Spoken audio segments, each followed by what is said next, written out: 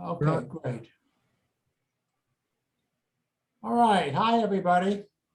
Welcome to Mike's session on the Cuban crisis and U.S. foreign policy responses. We have a couple of things that happened today. We're going to start out with an editorial from El Toque, which I'm actually just going to put up on the screen in a second. I got to get out of this and into Microsoft Word. And it's about a 5-minute editorial. I'm going to let the computer read it to you.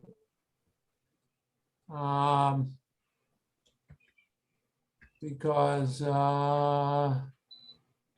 I can. So just a second.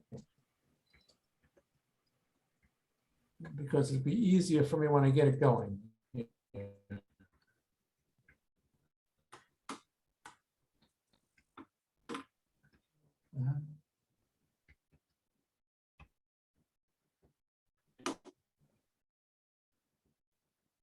That's not what I wanted.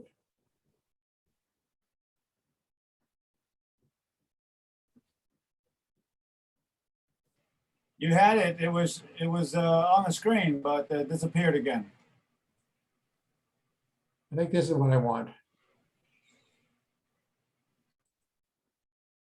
No.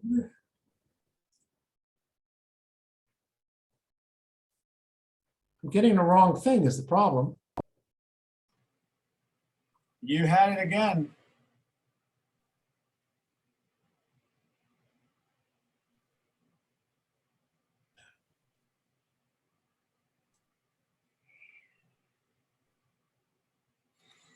I can't see the problem. It won't show it. You can't get it off the script. I can't. Okay, hold on.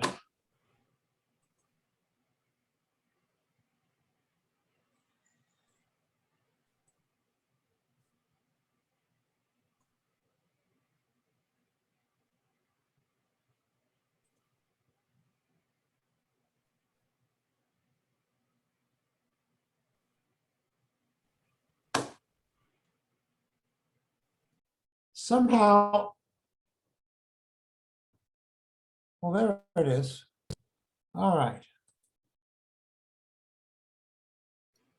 Okay, can you see the text? Yes. All right. Yes, Just give me great. a second. I am sorry, everybody. I tried practicing this, but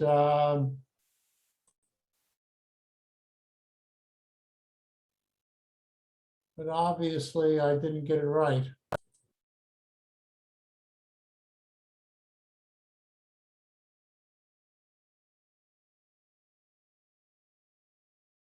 Come on.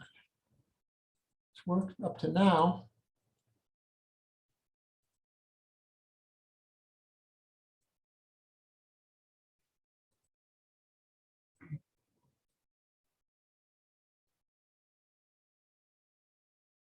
Oh, I don't want to pick up where I left off. One more time.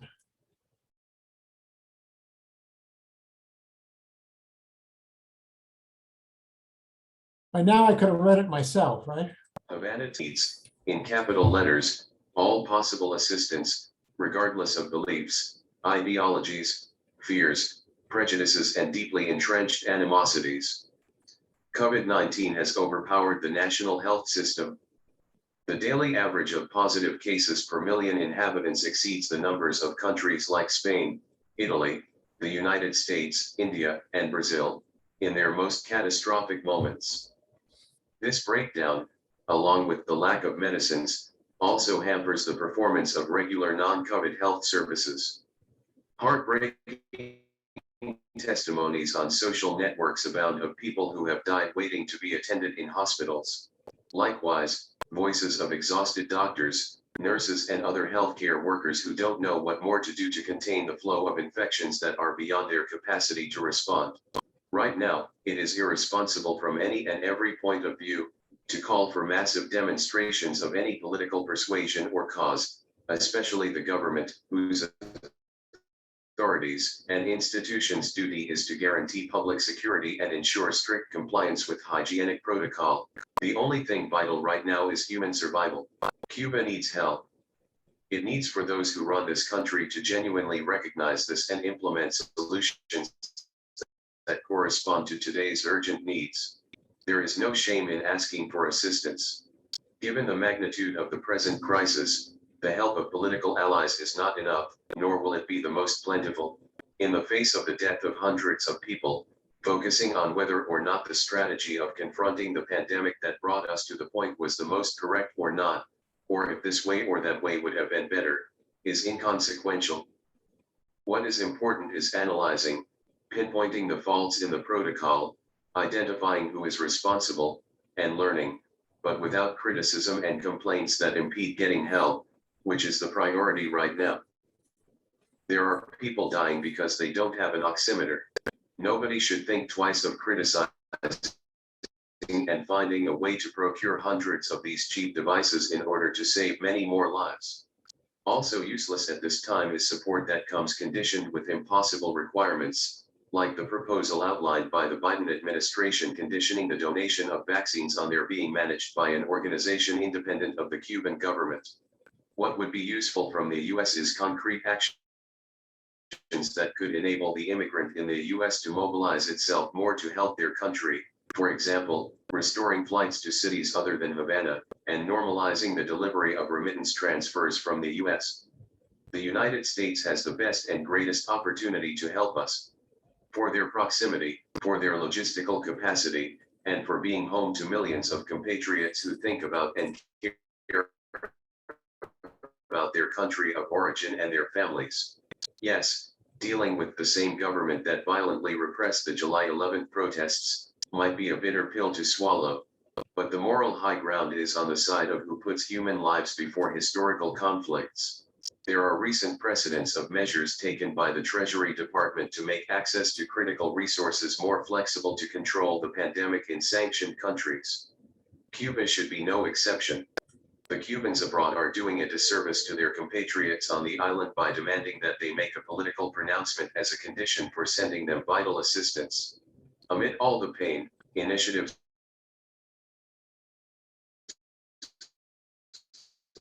organized in Canada, Spain, and diaspora, without conditions, have collected supplies and arranged their transport for the people who, even from a distance, they are part of.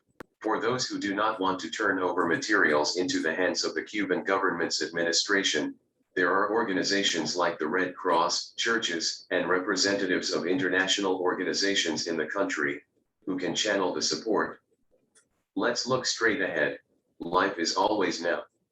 The people who died are not replaceable. Sharing the pain of their families also implies the duty to avoid continuing to lose more family members, friends, and neighbors. If national unity built from diversity has always been indispensable, now it is urgent, literally a question of survival. If transparency, to explain in detail what we are going through, has been an authentic desire, a right repeatedly demanded but not heard, now it is the only way to try and restore the trust necessary to manage the extreme political, social, and economic crisis that Cuba faces. The citizen or governmental initiatives that have been achieved in provinces like Matanzas, Ciego de Avila, Holguin, and Guantanamo deserve our complete support and respect. Let's multiply them. Cuba needs support. Let's not have one more Cuban die from stubbornness, pride, ignorance, lack of humility, or lack of common sense. Let's not have more pregnant women or minors continue to get infected because of irresponsibility or the indifference of the decision makers. It would be naive to ask someone to abandon their beliefs and immediate pain.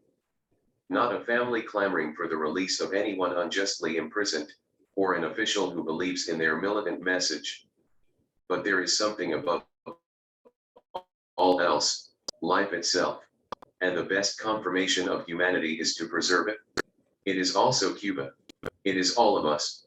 To face catastrophe and the pandemic, an invisible enemy that kills irrespective of beliefs or memberships, the only possible solution is unity.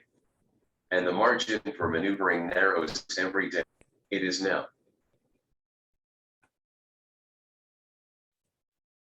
Okay, I don't necessarily agree with everything that was in that editorial, but I thought it was a good one. It appeared in El Toque online last week, and then this week it appeared in the Havana Times. And I thought it's a beginning of a good place to start the conversation.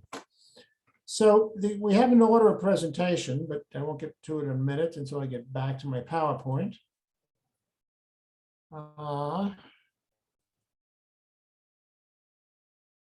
And then I've got to share it.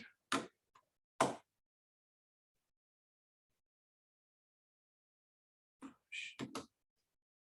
don't know why I'm having so much trouble.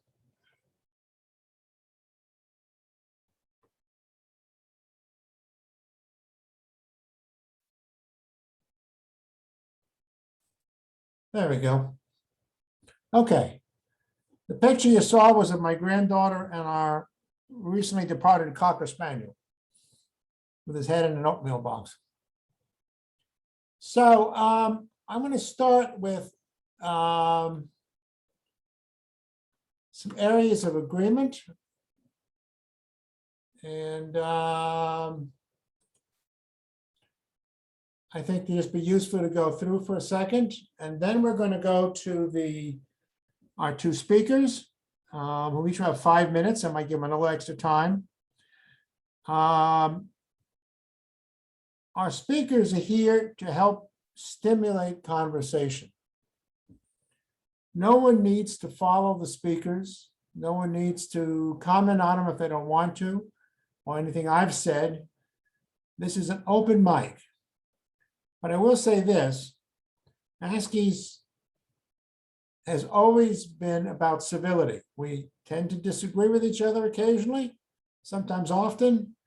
We may disagree with ideas, but we don't attack persons and we don't make it personal. So with that, let me just come up here with a couple of ideas that I think we can generally agree on.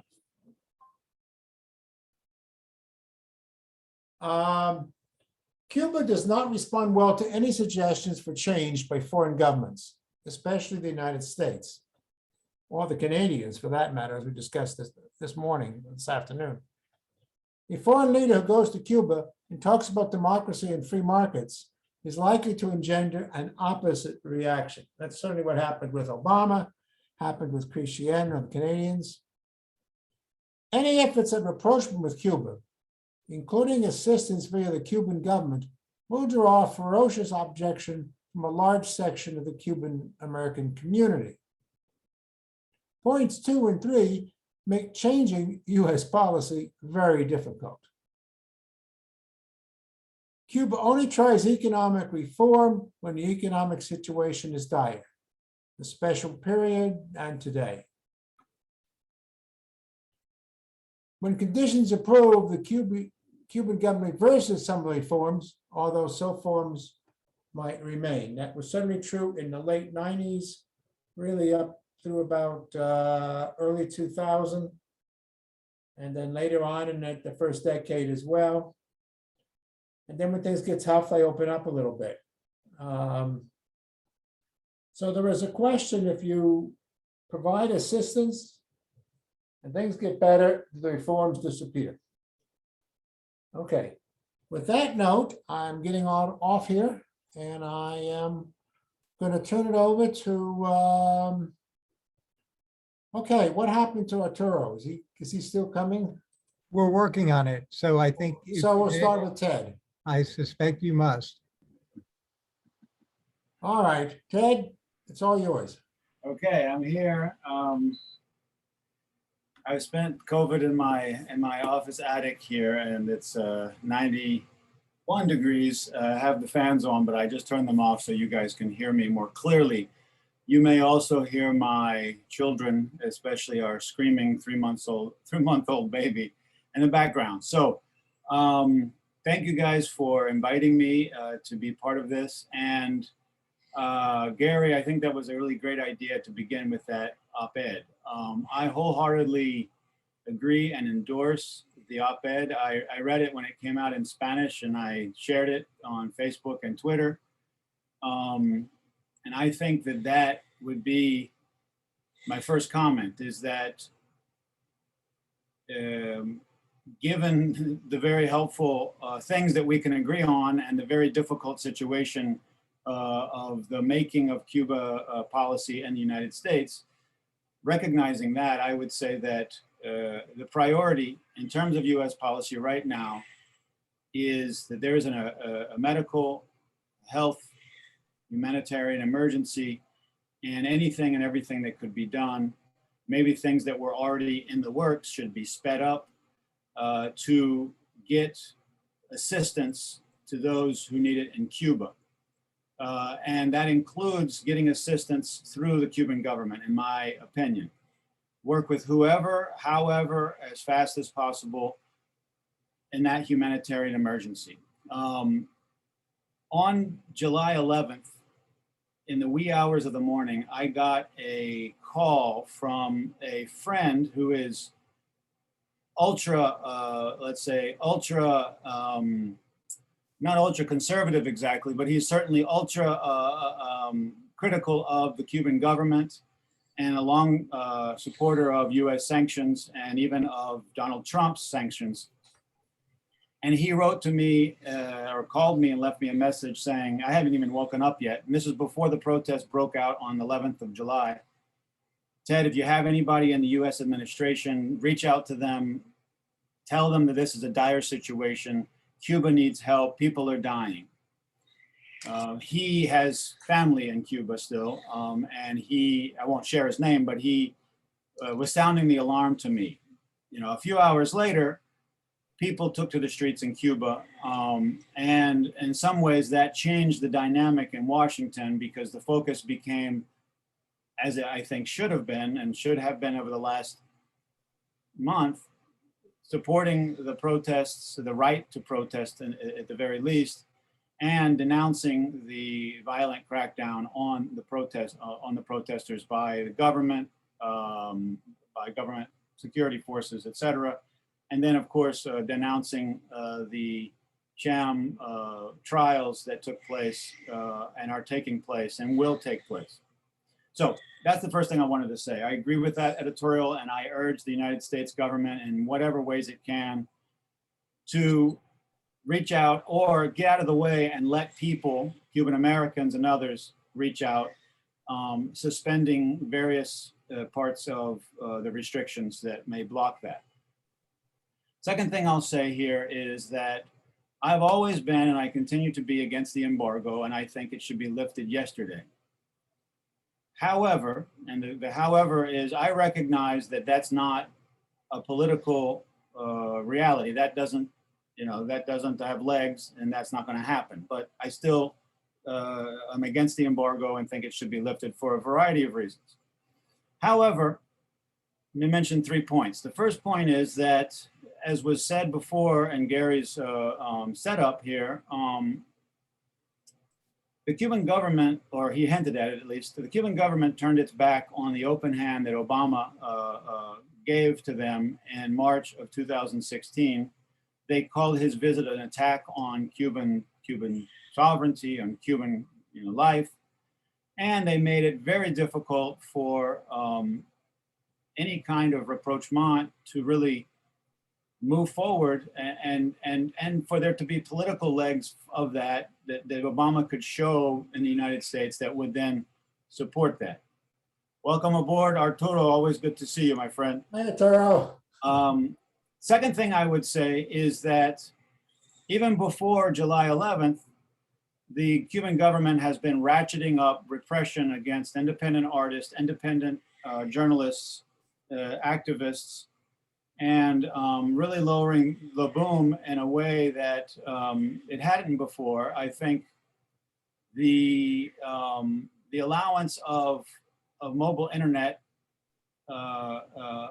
in December of 2018 caused the Cuban government to see the level of discontent in various ways, and that expressed itself on a monthly or bi-monthly basis in various different mobilizations, protests, but they were localized and they were focused on specific issues. Only on July 11th did they become nationwide and focus on the system per se.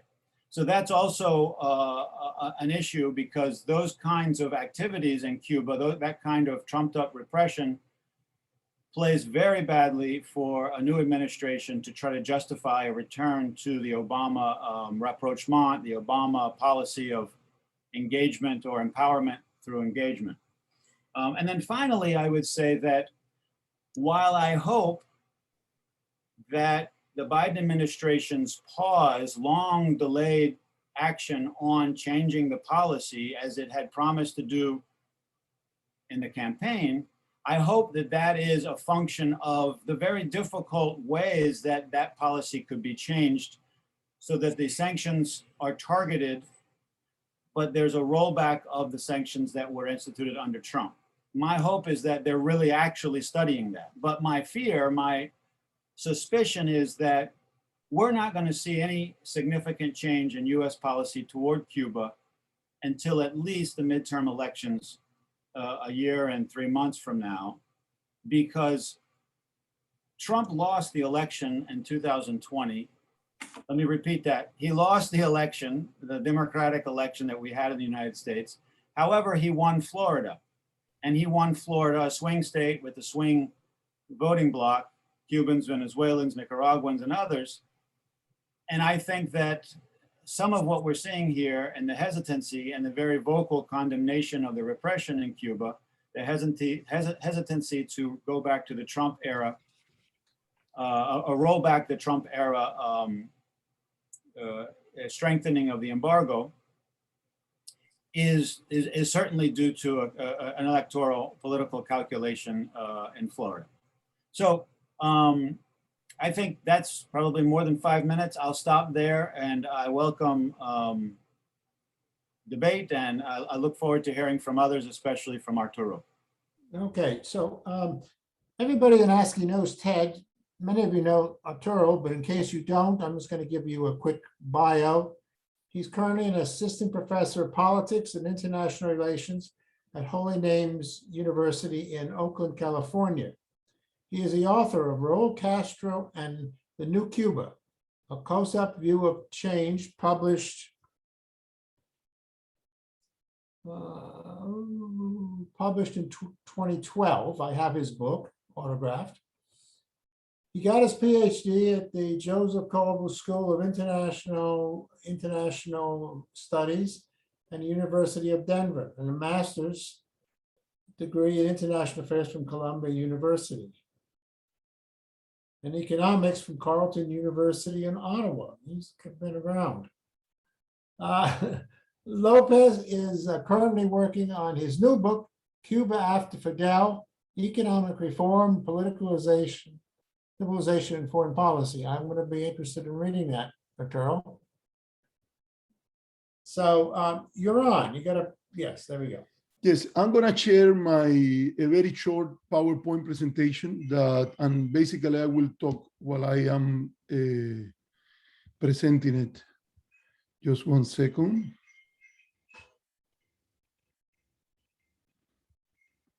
I'm sorry for not being connected, but I promise that I did everything following the instruction that were sent to me.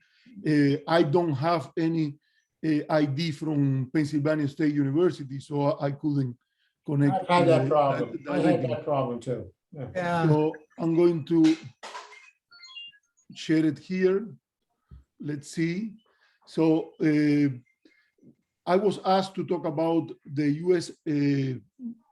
Facing the situation in Cuba and the crisis that emerged, or that it was expressed, not that emerged, it was expressed on the protests of July 11. And I first of all, I want to say about the protest that this was a very expected surprise, because the question was why it didn't happen before. The economic condition was really hard. And I'm saying something not that I created now. I wrote a paper for the Fundación Carolina in Spain, and it's published on March 21st. I will never forget the date, because it's the day when my mom died. And it was on March 21st. And I said, if there is no urgent actions about the problems that Cuba is facing, we might be facing a serious crisis motivated by energy and food.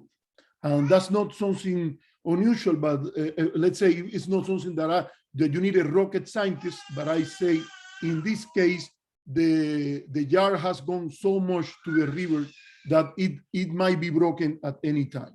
And I say it there, it's in a paper that I published in March 21 of this year. Well, you know, sometimes at times you will hear my daughter that is making some noise there. She's in another room, but still it's hard to deal with her. So I think that what we have here is a situation in which the Biden administration has lacked clarity and strategy in its policy towards Cuba. It's a typical case of a policy in this array. It's responding to the immediate. There is a lack of priority, and they always say it, and it's normal that Cuba is not a priority in U.S. foreign policy. It will be outrageous that the United States dedicate to Cuba the importance that it gives to China or Russia, but still Cuba is a country in the region and it has some level of priority.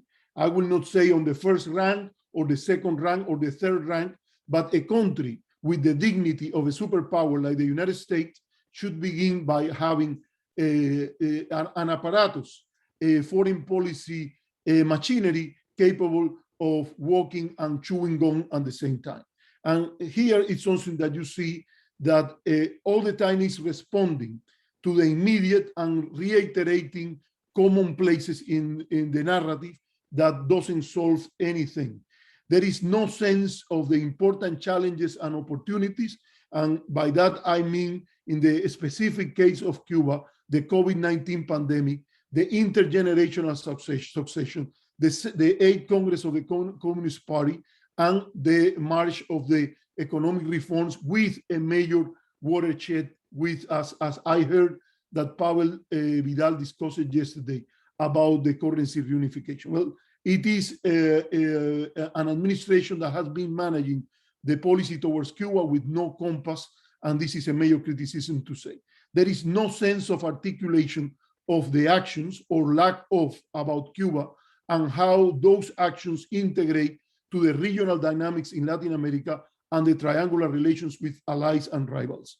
And as I said, a reiteration of common statements that look more hypocritical if you contrast them with, and I say basically this one, Cuba is not a priority and that human rights will be an important part of the policy towards Cuba, but to repeat this do not constitute a policy. And what we see is this is expressed more clearly once one contrasts this with the failure to honor the promise the president made in the electoral campaign as a Biden. And when I say as a Biden, I say that part of the credibility of this president is what he said in his book, Promise Me That, in which his son told him a promise as a Biden is a promise. And he basically entered into the presidency in all areas saying, I am a man that takes seriously what I promised. I'm not like my predecessor that has shown a very little respect for his own word. So what are the areas in which Biden's lack of strategy have been expressed? Global and regional leadership versus the COVID-19 pandemic, and how this structure, how is this expressed in the context of Cuba? Well, if you read his foreign affairs article of 2016, he said, and he said very clearly, we are going to go for a global leadership that will continue, he will say, will continue and relaunch the leadership of President Obama. And he said that particularly against transnational threats, the United States will not stop at the border of ideological differences. And what was the example that President Biden wrote as the great example of leadership against transnational threats? Well, it was the leadership of the United States against the Ebola pandemic in Western Africa. And if you go a little further, you can read in the website of the Belfer Center at Harvard, the speech of Samantha Power when she said that the United States in the issue of Cuba has shown leadership, putting aside ideological differences to deal with the pandemic in Western Africa too. And here we have not seen anything about that. The president has not done anything, the national security team has not done anything, and the State Department basically has not done anything that justified to say that in the issue of Cuba, any global leadership of the United States against the pandemic has been expressed. Second, the struggle for global leadership versus China and a more proactive Russia.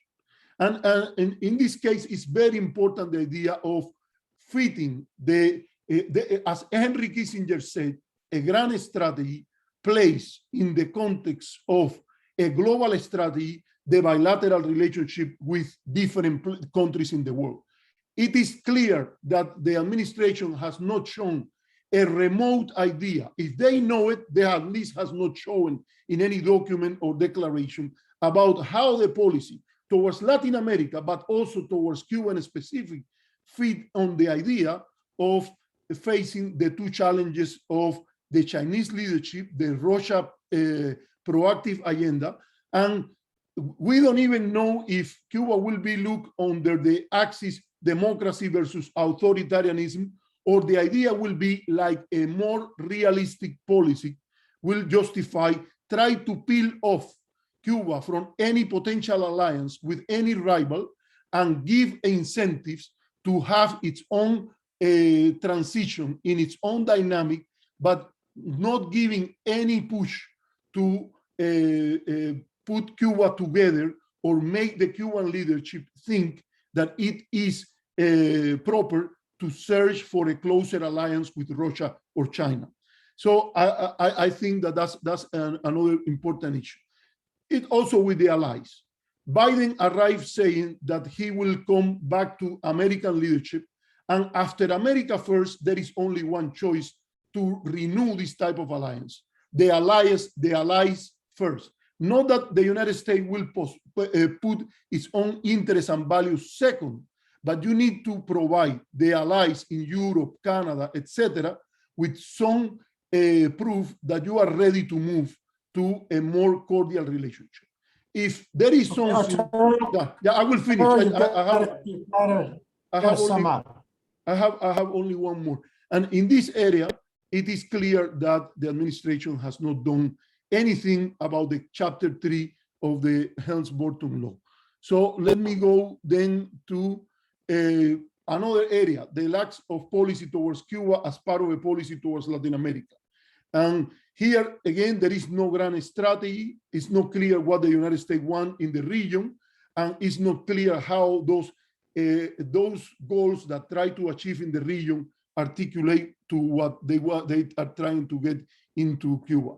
In addition to that, in the verge of a summit of the Americas that they have called for the next year, still they go after or renegating from Obama policy that was very successful toward the region, and the change of policy between 2014 and 2016 was predicated on the idea not of a sympathy for the Cuban government, but on promoting and advancing the interests and values of the United States in the region.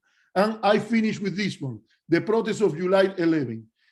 I will say the list, you have a minimal list there of problems.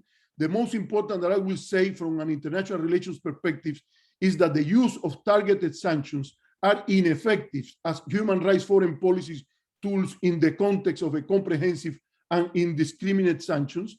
And if you think, or if you want to know how much this is a failure, think about the counterfactual.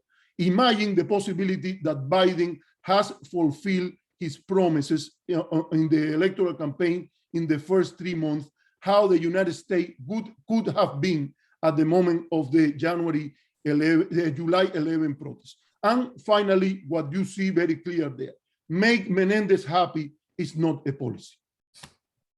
Thank you, Arturo. Okay, everybody.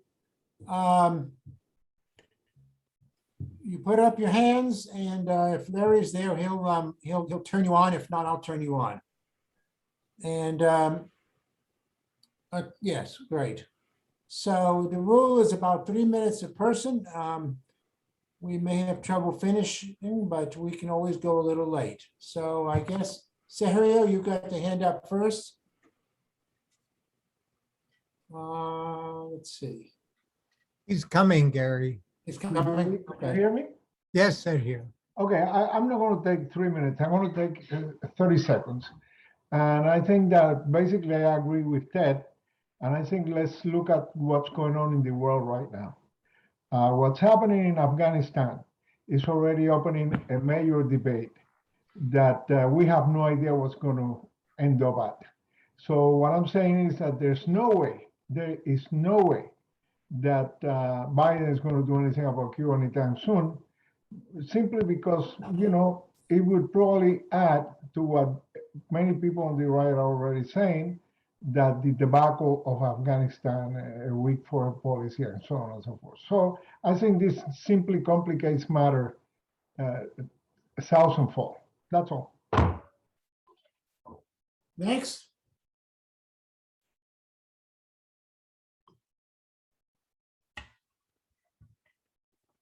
Well, if somebody's thinking of something to say, oh, here we go. Never mind.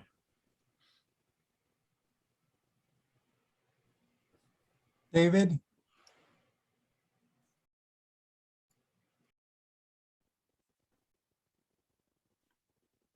There we go. David? Yes. Can you Okay. hear me now? Yes, sir. Well, thank you very much to the panelists. Thank you. I'm not really close to the situation, what is happening in Cuba right now. Yesterday, I made a comment like if the situation in Cuba and what the government is doing right now could set the precedent of what Cuban government does under pressure. For example, we knew that they need to change the exchange rate. They did it right now because they were under pressure. They eliminated the price cap on the products. They did it right now when there was a law that we were talking about this for the last 10 years. They were talking about the private sector investment for the last 5 to 10 years. Now they did it again. And now we are talking about the state companies that they are running on losses. They were going to take care of that. We have been talking about that for the last 10 years. Now they did it. Now they are thinking on that because they are under pressure. So Cuban government do something when they are under pressure. Now, going to what the United States can do. Ted Henken said at the very beginning, the embargo will stay there. But I always say to everybody who comes on this disagreement, if the United States remove the embargo right now, on 2022, we're gonna be having this conversation in Cuba. Why I do say that? First, the Cuban government have never been in a free economy. They have never have all the sectors and all free commerce. And when all this has started to happen in Cuba, they won't be able to handle it. This is my humble opinion. Why do I think like that? Because I was working inside the Cuban government for a period of 2 years, and most people, they didn't know what to do. And the people who knew, they pushed it away. Like it's the case of Pavel Vidal Alejandro and Omar Everlenis. So each time that I say that, people is asking me, hey, what do you think is not going to happen what Barack Obama did at that time? Well, Barack Obama didn't have 11th of July in front of them. Barack Obama did something really interesting. For the first time, he spoke to the Cuban people without without nobody to review his speech. So he talked to the people and people listened to him. So in first, no one have done that before, and that have a huge impact between the people inside Cuba. So people inside Cuba is not the same of 1994, it's not the same of 2003. People in Cuba is different right now. They're thinking different. And after July 11, they're thinking different. So if we remove the embargo, if the United States decide to remove the embargo, the only bad boogeyman that there is of the Cuban government always complain about the embargo, about all the failures. even though we know that the economic system of Cuba doesn't work in real life, you are going to disappear that. So Cuban will see who has the real embargo. So then it's going to be different because they're going to have all the support of the exile, giving them the tools to learn, to watch how it can be done, how the life can be, because many people doesn't know how it's to live outside. That's the reason why every single Cuba outside of Cuba think one way, and the people who are inside, they think in a different way because they are not connected. So now that we have connection, now that we have the social media, now that we have a July 11, we just need to wake up all those people and bring it in. That's why I want to bring this to your point. I want to know your point of view about this, and I'm gonna leave it here. Okay. Next, Gary, are we given time to react or respond or answer, or do you want to just keep going with other questions? now you can respond quickly until somebody raises their hand. Okay, great. Well, let me just say, number one, that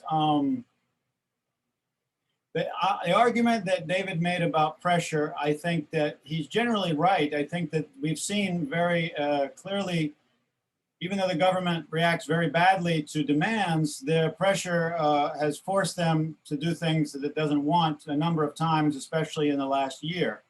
However, I actually raised this issue with privately with with Bill Leogrand. I said, hey, you know, what about all these sanctions that Trump has? They seem to be pushing the government to change, especially the changes last summer in terms of the private sector and the self-employment. Bill must have loved that. And he said, well, yes, but, and this is the but to me, is that the humanitarian price of using pressure or ratcheting up the pressure is something that I think we should be very aware of, because the people of Cuba are caught in the middle, and the embargo as it exists really, in my observation, in my opinion, slams the people, and then we take collateral damage on the people when we want to put pressure on the government. And I think that, you know, that policy, I think, is morally suspect, even though I do agree that, you know, giving oxygen to the government is also morally suspect. So it's a difficult call. The other thing that I would say is that if David thinks that removing the embargo would then put the onus on the Cuban government and would reveal that there is really the main cause of problems in Cuba is the internal embargo, which I agree with, then I say we should lift the embargo and reveal that, because I think that that would also help to remove the United States and its policy from the center of the debate and put the focus between the dynamic between the Cuban people and the Cuban government. All right. I think Sergio's got his hand up again. Is that right? Okay. Let me know when I can say something about this. Sure. Sergio, did you want to say something again? Trying to lower my hand, not to raise. Okay. That was a mistake. Okay. Okay. Arturo, go ahead. Yeah. First of all, I am not sure that the idea that a move in Cuba will be connected or articulated with the idea of disarray that the pull out from Afghanistan reflect on the Biden administration. They are two different regions. I don't see the connection. And let's remember that it will show leadership in Latin America, in an area in which what the administration should do is basically put the blame as much as possible on the previous administration, something that obviously President Biden will have a problem to do because he, as a senator, approved the presence of the troops there. And even during the Obama administration, he supported the idea of sending more troops there as the good word, as President Barack Obama called it. So I don't buy this argument, but you know, good people and reasonable people can disagree.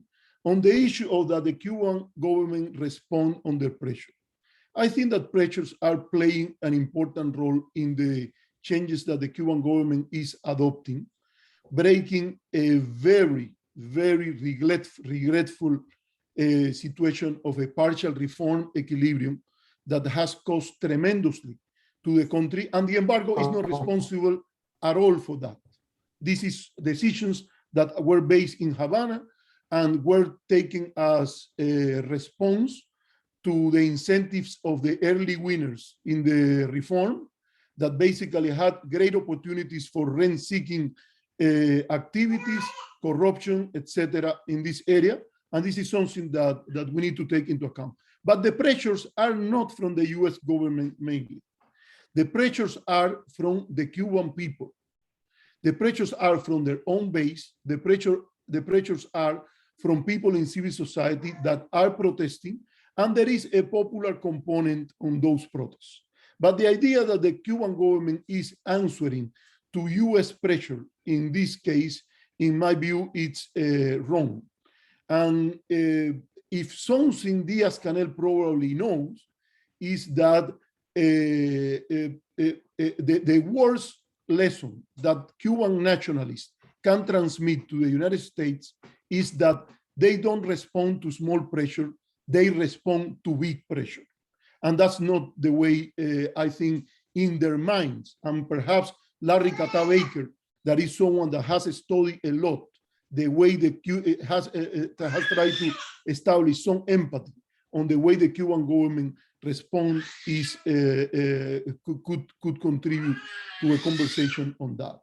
So I think that although I feel that politically and legally there are many obstacles and Biden will not lift the embargo, I think that he had the political space to move there.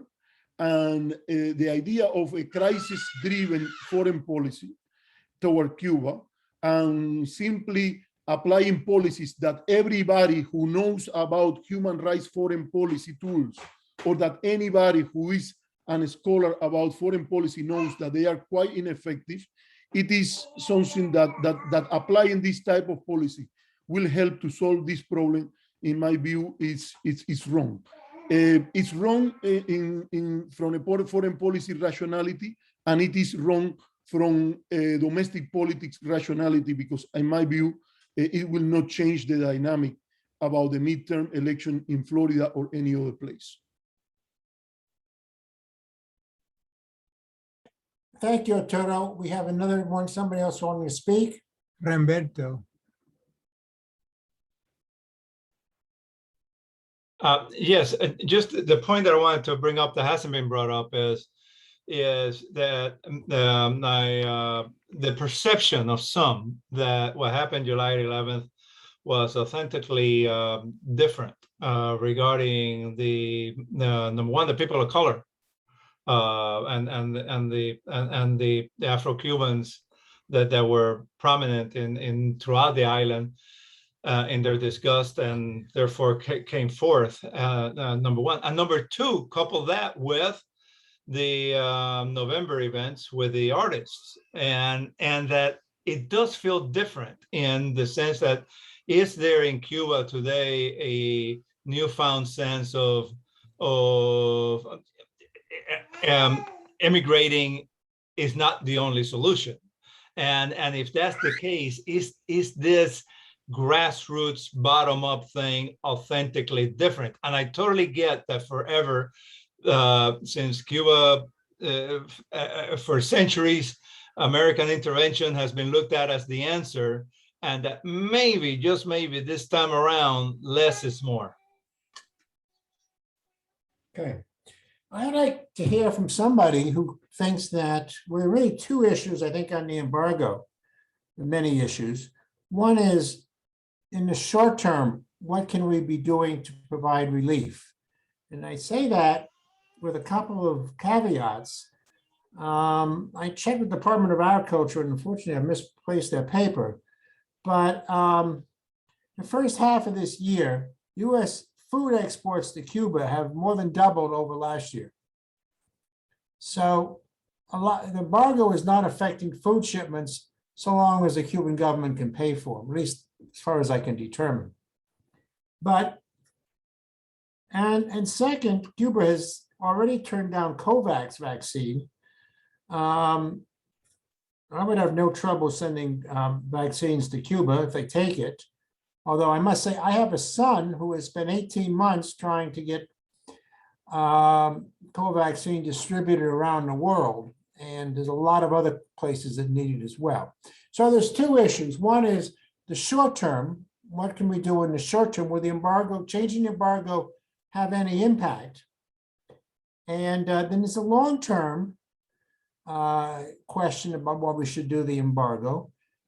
And I'd like an act for somebody to come up and tell us why we should keep the embargo, not eliminate it. However, I think Luis has his hand up, so why don't we go there?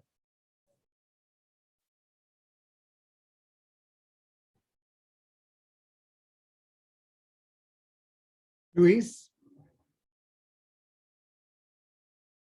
You have to unmute, Luis. All right, the embargo is a very complex question. I think that Ted was very clear about this. And there are many different aspects to it, some easier than others. There are also ways in which Cuba can facilitate opening. I'll give two examples. One that was mentioned yesterday is that Cuba can apply for membership immediately to the International Monetary Fund because the US has no veto power and it requires only a majority of the shareholders. I think the US has a little bit over around 20%, I forget exactly. So that will be a very important step that will facilitate multilateral involvement in Cuba.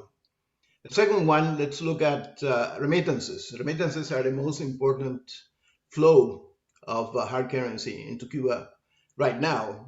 It has not always been that way, but now with tourism decimated by the pandemic, remittances are very important.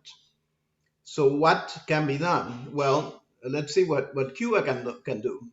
One of the problems is that remittances don't flow freely in Cuba because essentially they're frozen.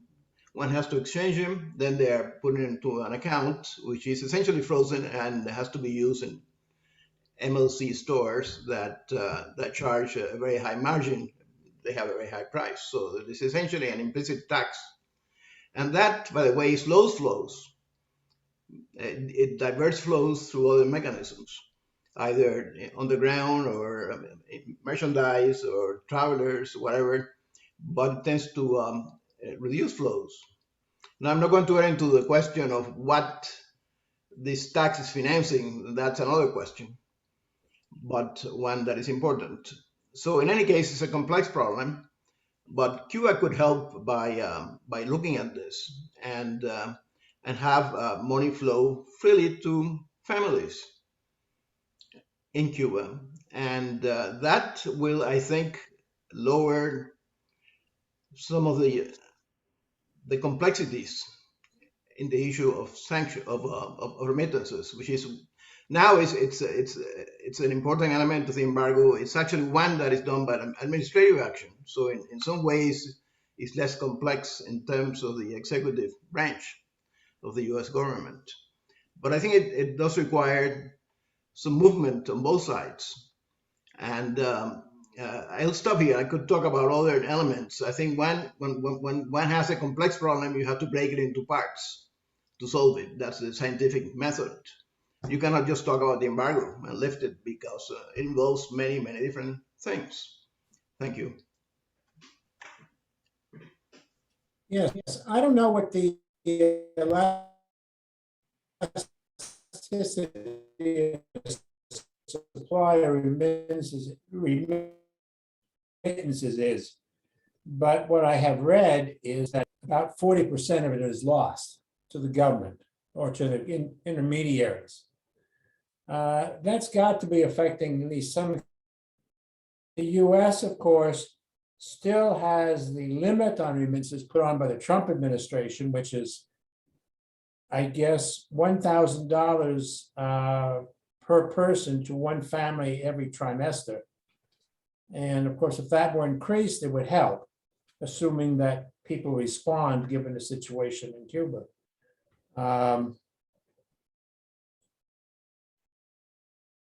I personally would like to see the remittances, limit on remittances removed. I think that Luis makes a good point in the sense that we kind of agree that talking about getting rid of the embargo is kind of academic because it's not going to happen politically. But therefore, if we break it into parts and we kind of like think about strategically, well, whether we're for the embargo, against the embargo, or we have different priorities in terms of the list of things on the embargo, what are the elements that can be and should be prioritized to torpedo or remove or suspend based on an emergency situation? Then there's also an issue that we haven't raised that has gotten a lot of political traction in South Florida and in Washington, but I'm not sure how realistic it is technologically, which is this idea about getting internet to Cubans or circumventing the Cuban government's ability to turn on and off the internet. I mean, to me, I'm all for more internet connectivity in Cuba. I mean, I just published a book called Cuba's Digital Revolution, and we talk about the really amazingly innovative things that Cubans are doing with the problematic access they have. However, I think that there's something strange or wrong or contradictory or even ridiculous when American politicians come out and talk about connecting Cuba to the internet, when at the same time they have made the embargo stronger, and that elements of that have made it hard for Cubans in Cuba to access any number of platforms, any number of free, computing or free communications technologies, whether it's from Google or Twitter or Microsoft or telecom, et cetera. I mean, I think those should be prioritized, and removing those elements. I am the first to argue that the internal embargo, whether it's on political and economic rights, or whether it's on telecom and the ability for people to horizontally communicate or use technology abroad, the first, let's say the first villain is the Cuban government and its restrictions, but it's not the only villain. And often when people ask me, so why is it that Cubans can't easily get onto Zoom? And I say, oh, well, actually, is it the Cuban government or is it the US embargo? I don't know. I know that it works if you use a VPN, but those elements that are doing that is that is creating an obstacle to the very things we say we want to facilitate, it seems to me are disingenuous, or at least confusing. And I think Arturo made a good point with the term disarray. There's a policy of disarray because, as we know, Cuba policy is a political football. It's not just about helping the Cuban people or democracy or human rights. It's about winning elections in Florida and winning national elections in the United States. Okay, Louise, you wanted to come talk again?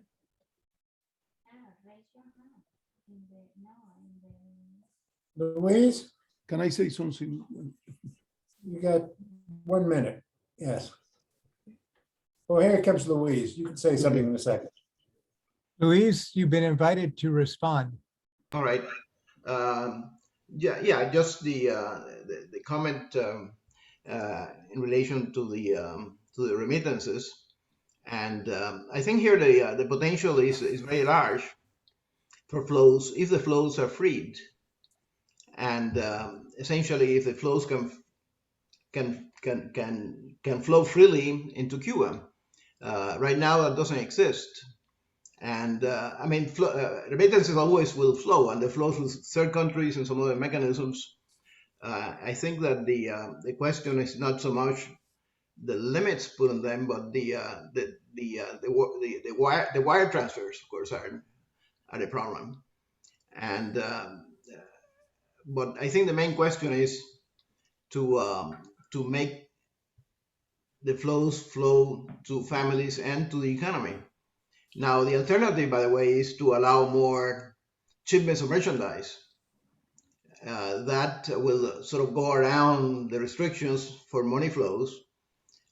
The question is that is much less beneficial to it's costly for families, and it's not as beneficial to the economy because essentially it doesn't flow through the Cuban economic system, through the retail system in large part. So although that's an alternative, in other words, if they're looking at the question of money flows, one can look at the alternative of merchandise, of household goods, medicines, food and medicines, which of course are important in the humanitarian angle. So in any case, I mean, my point has been that action on both sides can take place if the right moves are made. Can I say something? Yes, Arturo. Yeah, first, on the issue of the remittances, I think that there are several things that could help here.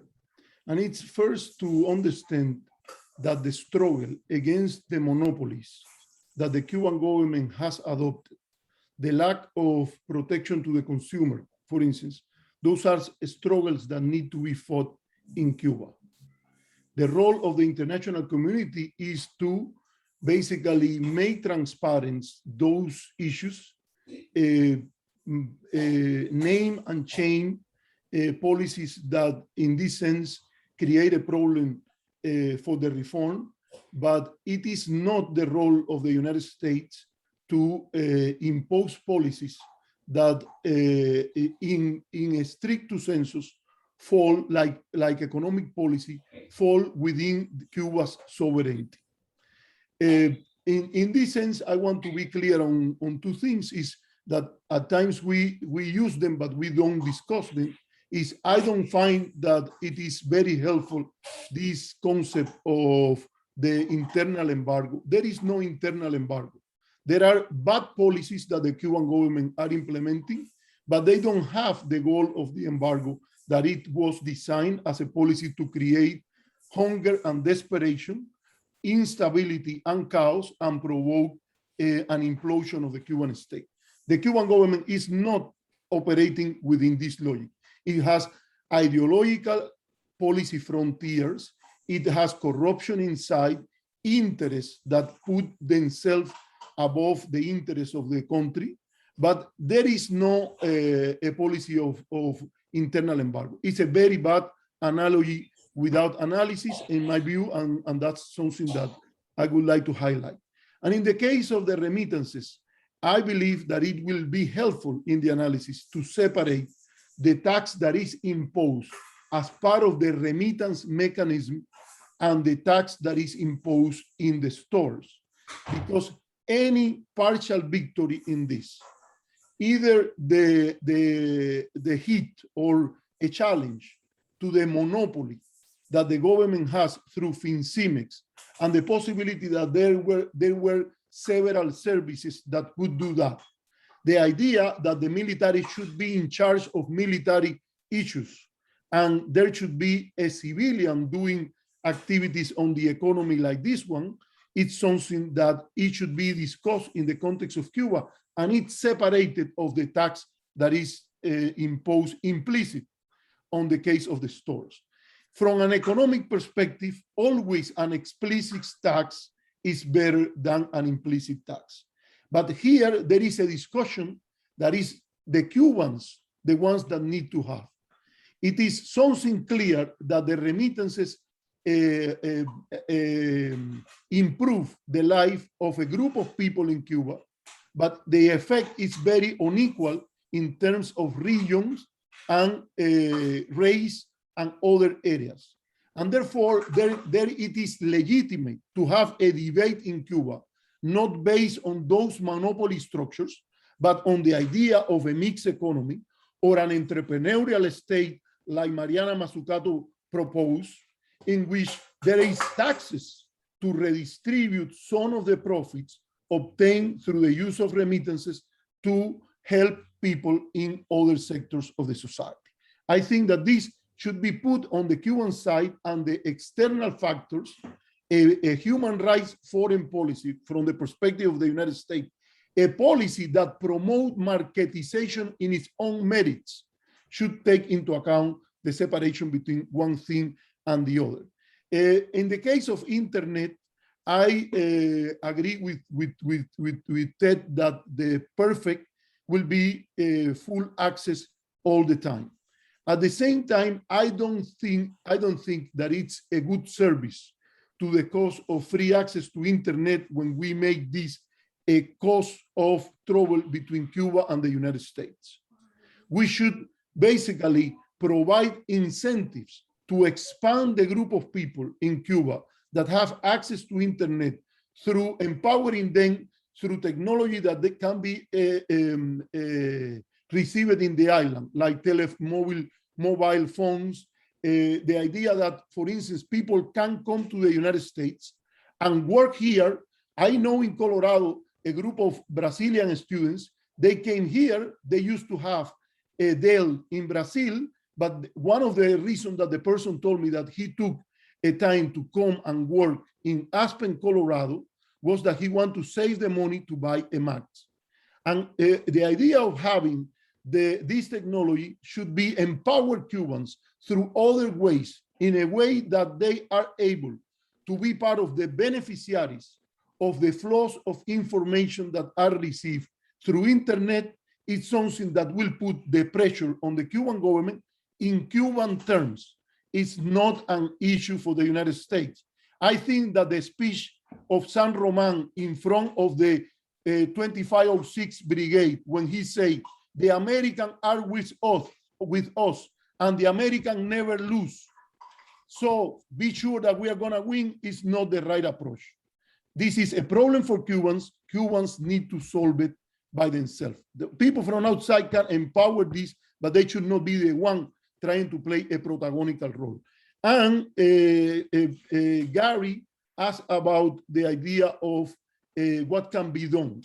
I think that the first thing the president can do, and Senator Menendez basically has to swallow this without any problem, is fulfill his promises about remittances and Cuban American travel to Cuba. And this is simple, because Senator Menendez never said in November that if Biden do that, he will withdraw the support for Biden. He support Biden knowing that Biden had already made these promises as a Biden. So he is able to do that, and simply those in our political system has to accept that politicians, when they make promises, they should do their best to honor them. Second, I think that, and Gary asked about that, I think that there should be a general license for selling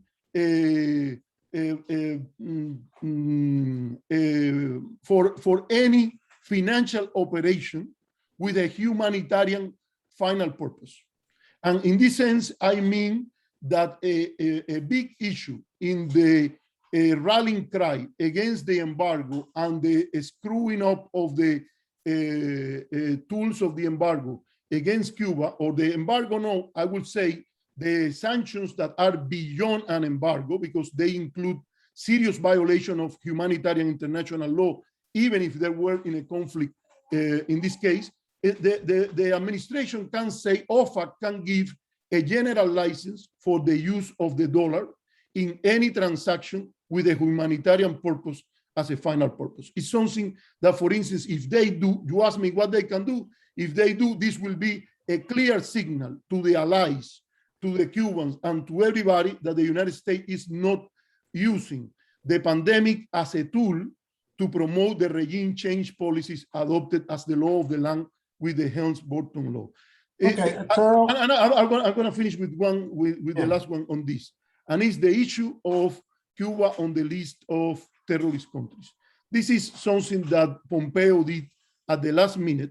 It lacked credibility, what he did there, and it bring water to the mill of intervention that some people are using about Cuba and need to be put outside completely of the debate to make it clear.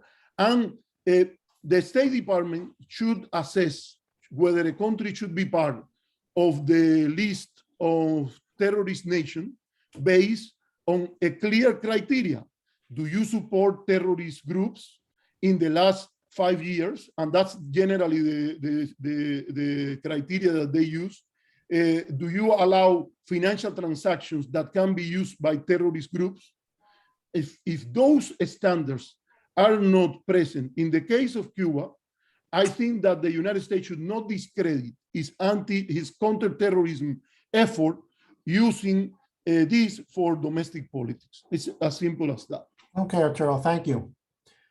I'm not seeing any hands up, but I'm still interrupting Arturo because I do want to get other people to get their hands up. Gary, just one thing. I need to leave within about 5 minutes. So just to let you guys know that I have family obligations that are brewing downstairs. Yes, I've been hearing the baby, but all right. You got anything else to say, Ted? Well,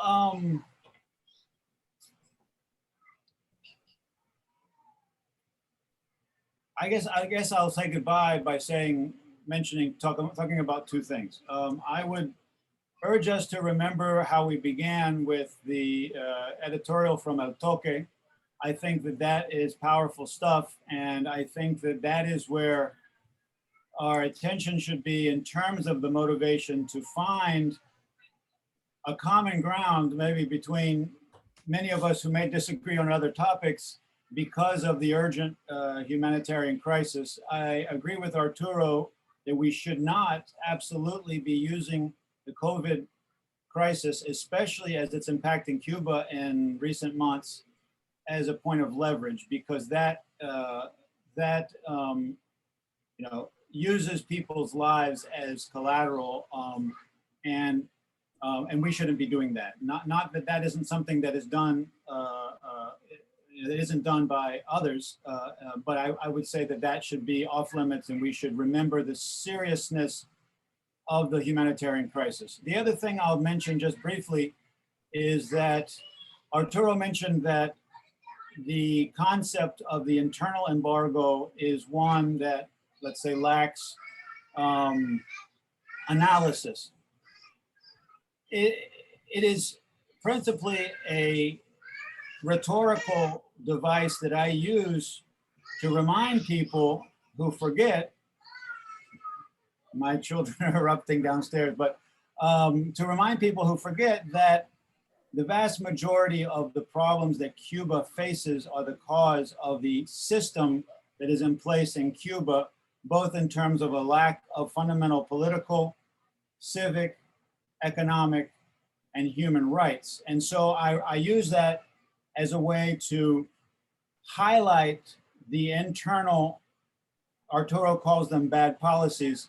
I would argue that they're much more than just bad policies. And I also would say that I use the term advisedly, not as something I came up with, but something I hear Cubans often refer to when they are hit over the head with state propaganda about el bloqueo, and they often will grin and say, pero qué pasa con el autobloqueo? I agree, it's not an analytical term, but I use it as a rhetorical device for the reasons that I've stated. Very good to be with all of you. Ted. Thank you for coming today. Arturo, it's been an honor as always. So, Hasta luego. now, Arturo, you've spoken a lot. Oh, Rene Costales has a comment. I got a couple other people that got to go first. Okay? All right, Rene, may I put him on? Okay, there we go. Rene, you're on. Okay, in a very humble way, I want to say that the complexity by which the U.S. foreign policy is elaborated It's always fascinated me. There are many inputs and many debates and many channels of communication into the foreign policy decision-making. In the final analysis, it is the president that has the last word, as we know. The issue of historical procedural matters is important. Obama went out in a somewhat large limb to provide unilateral concessions to the Cuban regime. At the same time, conducting a secret negotiation between his speechwriter and a colonel in the Ministry of the Interior. I do not know the list of issues discussed in those conversations, but I imagine there were many suggestions about reform and improvements and facilitating and unshackling the Cuban people. What happened? We saw very little, and what we saw came and it's still coming very late. I imagine even some ASCE recommendations were in that list. It's easy to think that that was the case too, but it's been very, so the next president comes in and does something different. And now Mr.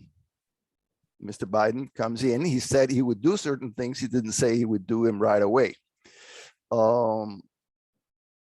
So there is obviously a waiting stance to see what the pending recommendations and actions are from the island. And unless we see some of those, and maybe you can suggest some of the things which are coming that might logically help in this process and to reactivate the negotiations with the island. Diplomacy is a matter of negotiation, and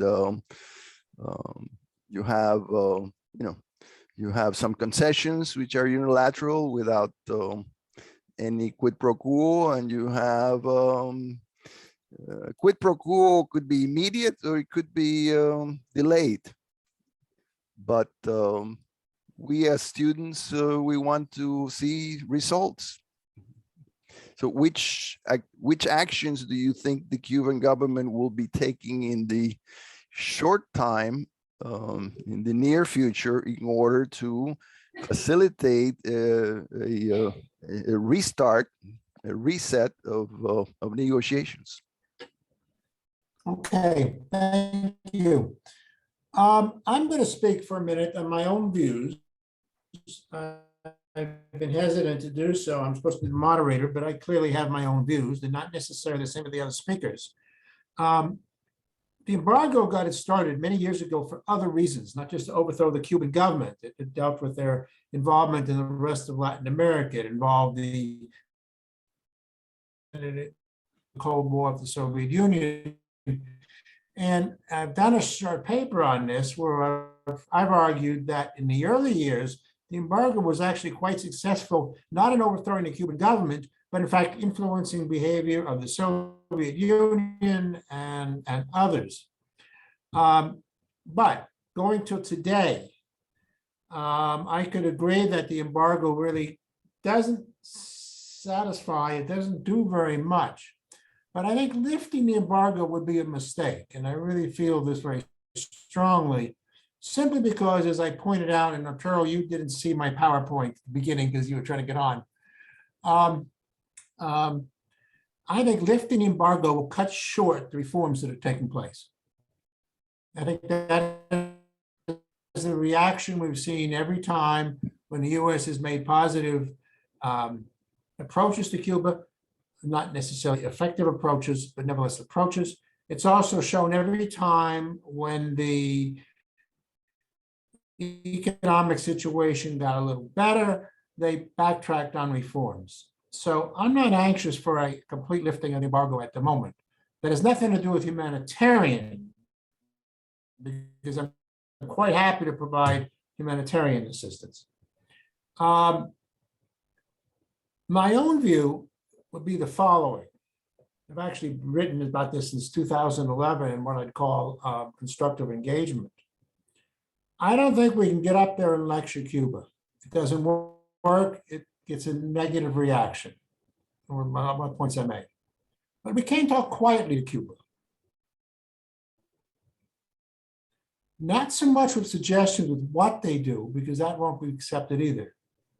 But to simply say, if you take actions that will improve the quality of life of your people, and in particular, I would argue, that means allowing for a freer and more effective private sector, that we will respond positively to help you or not. I'll do this very quietly, and I wouldn't make a big fuss. I just simply make it clear. In the current context, they're struggling with a whole idea of small and medium enterprises. They're struggling with how to let foreign exchange in. They're not doing a very good job of it. So I don't think they've yet reached that point, but they're struggling and trying to figure it out. If they were to succeed in making a more open environment for the private sector, the ability to deal and to purchase foreign exchange in an open way and to import goods and services and maybe export as well with a minimal government interference, which of course goes against their ideological beliefs, then, but only then, would I argue that we should lift the embargo on the private sector, let the private sector import, export, whatever they damn well feel like doing, excuse the French. And I would even go farther. I would allow for supplier credits to the private sector, supplier credits now, and not from US government insured deposit institutions. It's going to have to be the firms that are doing your own money to provide the supplier credits. And I think if you did that, and if the Cuban government allowed remittances instead of from Western Union, not to GAISA, but to some civilian organization they established, then I would still do it anyway. I would lift the limits on the remittances. And I actually think you would get a huge flow of remittances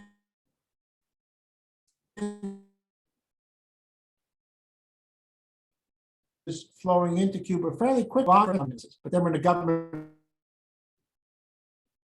clamp down on the private sector, those remittances drop back. And I think that would provide relief in the medium term. In the short term, I don't think there's much we can do. You know, if we offer food assistance, well, great, but the whole world needs our food assistance. There's a lot of countries that need it. And I'm not sure that Cuba is any more needy than Sierra Leone or other places. On vaccines, well, you know, first of all, Cuba's got over the fact that its vaccines aren't getting out enough. We could make supplies for the vaccines more available. We had a presentation, by ASCE presentation, that their vials and syringes and so on is hindering their production. But I'm not sure we can ship a lot of vaccines to Cuba when the whole world needs them. And I hear that every day as my son works constantly on that. Arturo, you mentioned how the Obama administration helped on the Ebola crisis, and Cuba did too. I was actually very much involved in that. I was watching it. I lived in Sierra Leone. Nothing was happening. I went to the Sierra Leone ambassador in Washington, and I gave him two sets of talking points. One, how to ask the US government for assistance, which they had not done. And the other, how to ask the Cuban government for assistance, which they had not done. The Cuban government did a better job than the US government. Obama reaction was very slow, it was very limited, and his refusal to put military medical boots on the ground was devastating. Luckily, Ebola turned out to be not as contagious as it was, but it was a very poor. U.S. response on Ebola was very poor. I'm still angry about it. But anyway, my suggestion is the following. It's essentially a form of constructive engagement, much like we did in Europe. If the Cuban government takes action that allows for the improvement of their economy, then we should respond. But to respond before that, first of all, is, I think, a political non-starter in the US. And because it wasn't just that he lost Florida, he lost a lot of congressional seats over that. But I don't think it will work. Anyway, my 2 cents. Anybody wants to tell me I'm wrong, please do so. Arturo, I'll give you 2 minutes max to reply to me.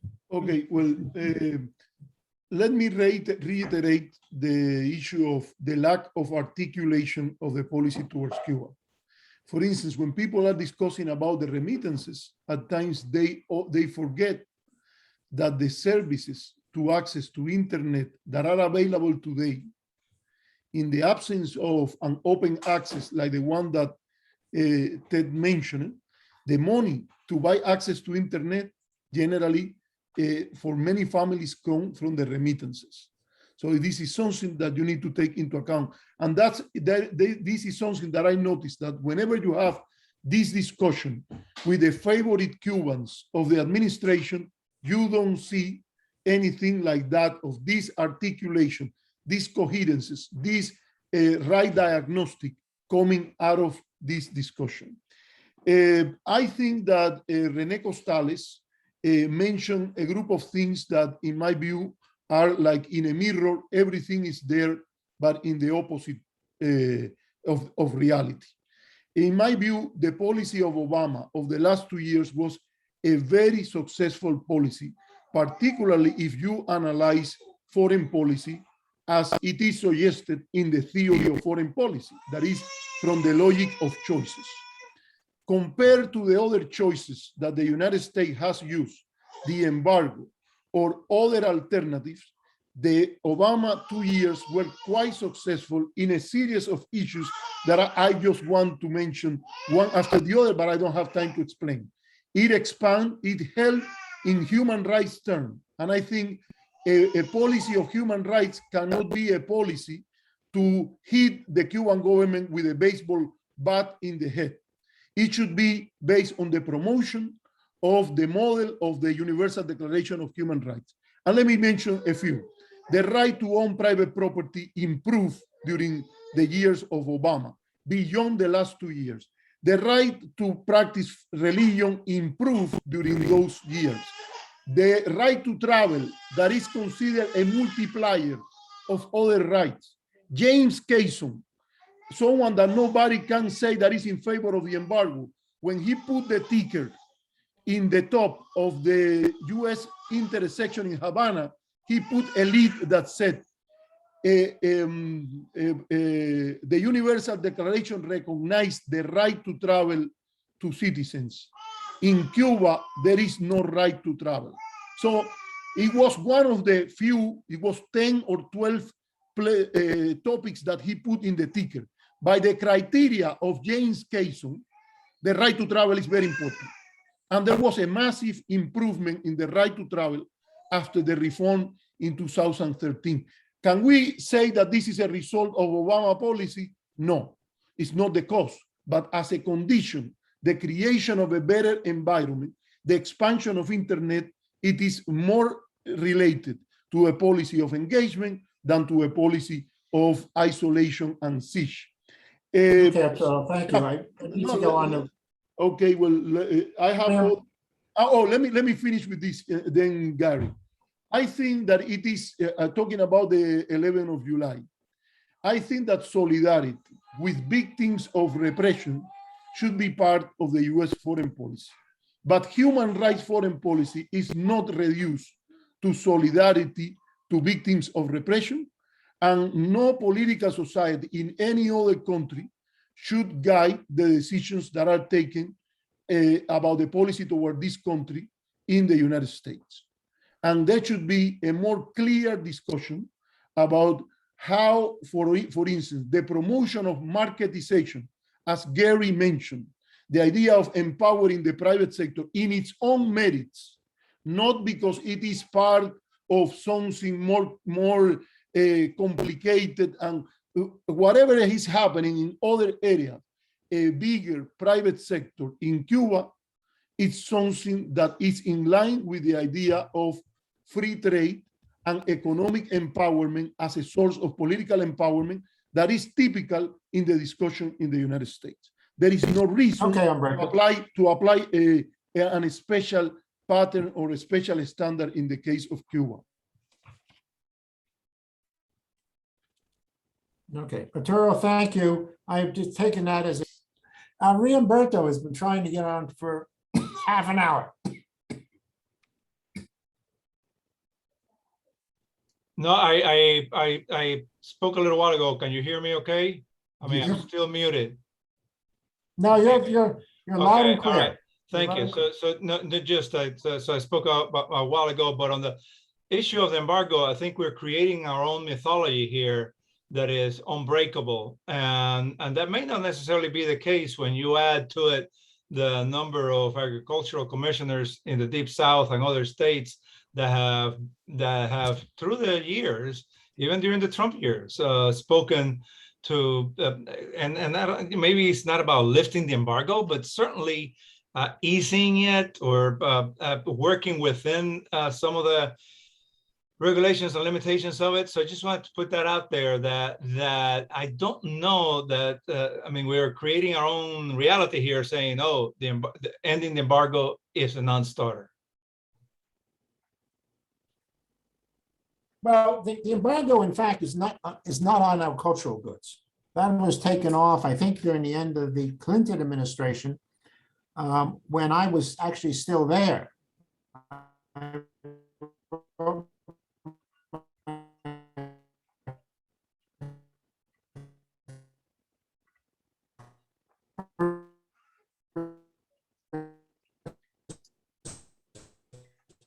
Paper on the Cuban agricultural sector, accepted it a couple years later. What hinders U.S. exports, agricultural exports to Cuba are two things. One is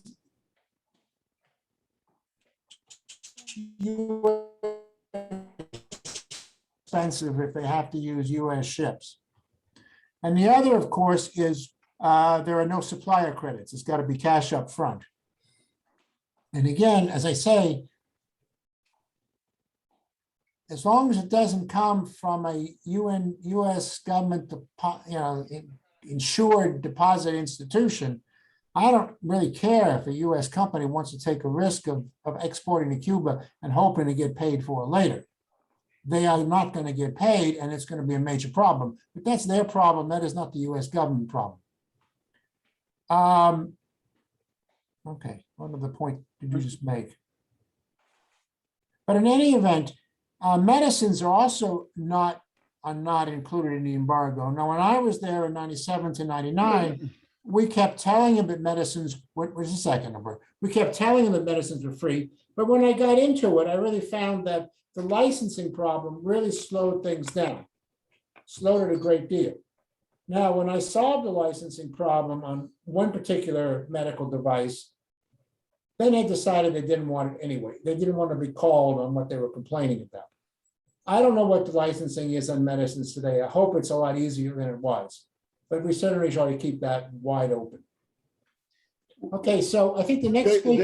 There is a restriction on the medicines that is not in the food part. That is the final purpose of the in the use of the medicines. And when even I'm not going to quote Fidel Castro, I'm going to quote Ileana Rose Lehtinen. When she proposed to add the idea of the final purpose, she said that it will be very hard for the Cuban government to accept the condition of the final purpose attached to the idea of the sale of medicines in the Trade Sanction Reform Act. Okay, It's thank you. something to take into I account. want to give David a chance to speak. We're beginning to lose our audience. We've gone over time. I can stay here all night, but I don't want to lose my audience. David?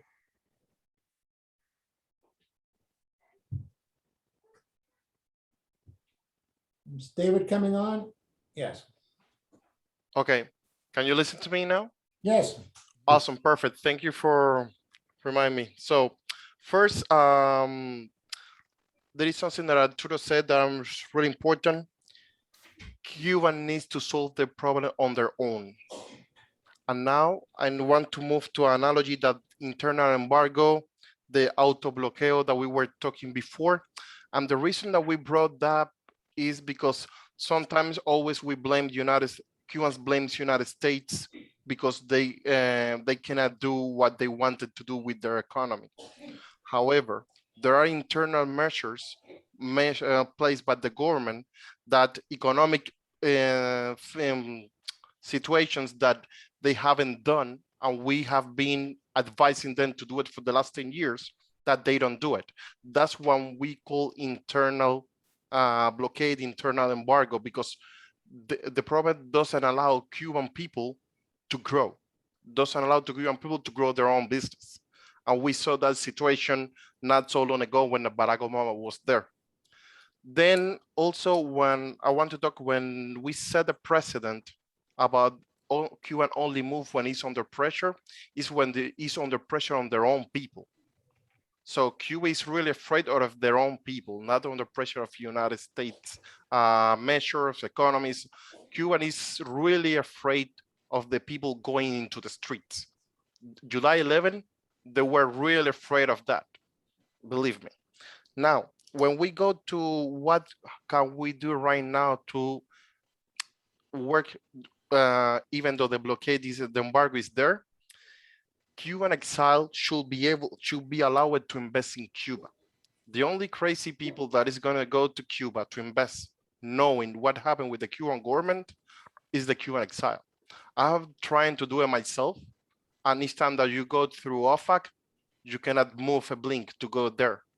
Then there is another problem in Cuba. When you go as a Cuban living outside of Cuba, trying to invest in a private sector, they won't allow you to do it because you are Cuban.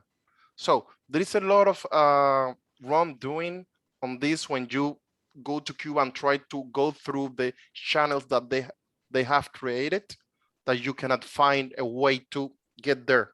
Why I said that the Cuban exile investment will help Cuban economy run away? Because they are going to invest on those businesses that they know, they have the knowledge of the economy, and that part of the economy that is sleeping is going to start to move faster, and that is going to start to create opportunities for a bigger sectors. I'm going to leave it here.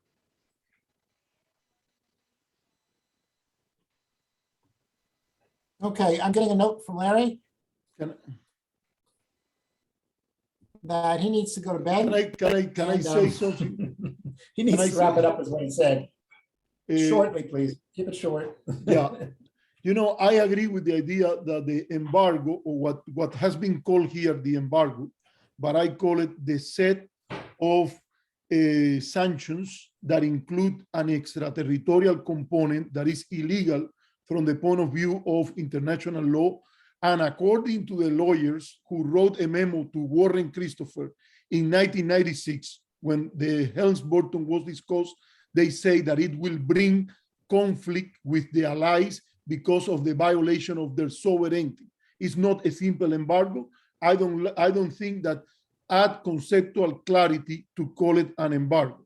It's easier for discussion, but it make an important part of the issue, the secondary sanctions, put them out of the debate.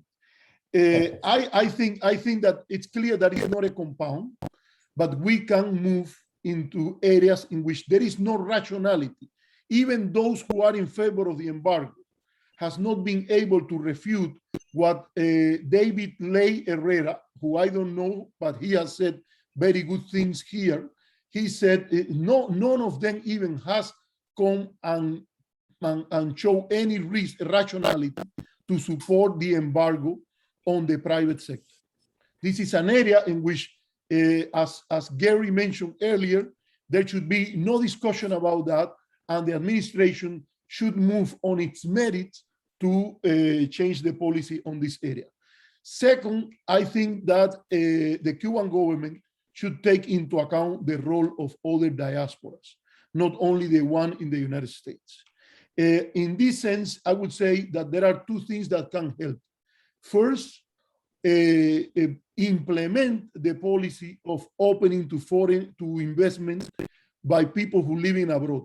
How can they invest in Cuba? Well, they need to address the fear on many people that they will not respect their property rights, and they should do it in the same way Vietnam did it.